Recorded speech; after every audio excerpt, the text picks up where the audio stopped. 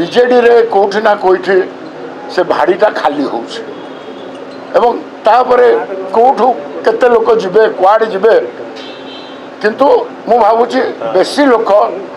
ବିଜେପିକୁ ଯିବେ ଏଇଥିପାଇଁ ସମସ୍ତେ ଏଇଠି ବେଶୀ ସୁଯୋଗ ପାଇବେ ଲୋକଙ୍କ ପାଇଁ କାମ କରିବା ପାଇଁ ହେଉଛି ଭାରତୀୟ जनता पार्टी यशस्वी प्रधानमंत्री को राष्ट्रीय अध्यक्ष नितिन नवीन जी को एवं प्रदेश अध्यक्ष मनमोहन सामल जी एवं आमर लोकप्रिय मुख्यमंत्री मोहन माझी जी को मु आगे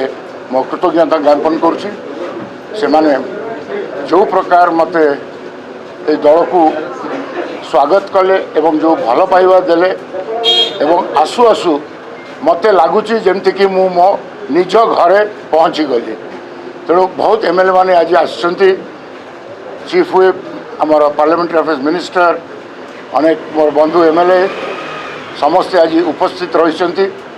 मोर ये नामांकन पत्र दाखल कला बेले तांकु मध्य मो अंतरु मु मोर कृतज्ञता जनाऊँगी दलर समस्त बीजेपी सभ्य जो माने मते स्वागत करछंती एवं यही प्रकार सम्मान सह मत आज तक दल को नहीं पुनर्बार राज्यसभा को मत पठे मु समस्त पाखे एवं प्रभु जगन्नाथ पाखे कृतज्ञ से विषय भारतीय जनता पार्टी कहे मो को कम से माने चाहिए कि यही जगह आपण संगठन को सुदृढ़ करने कार्यक्रम करंतु मु से हिसाब से करी देखो विरोधी दल कि शासक दल तादर कौन फरक ना जदि लोकों सेवा करार अच्छी लोकों काम करार अच्छी जो भी थे करहब किंतु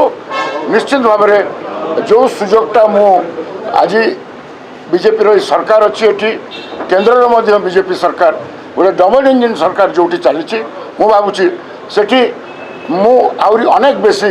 लोकों पे काम करि परिबे लोकों को सेवा भी करि परिबे अनेक नेता कर्मी गतकाली छाडिले आपनकर सुदेशो बीजेडी छाडिले आउ किछि बड़ नेता छाडी कि आगामी दिन कोन होउछि टिके देखंतु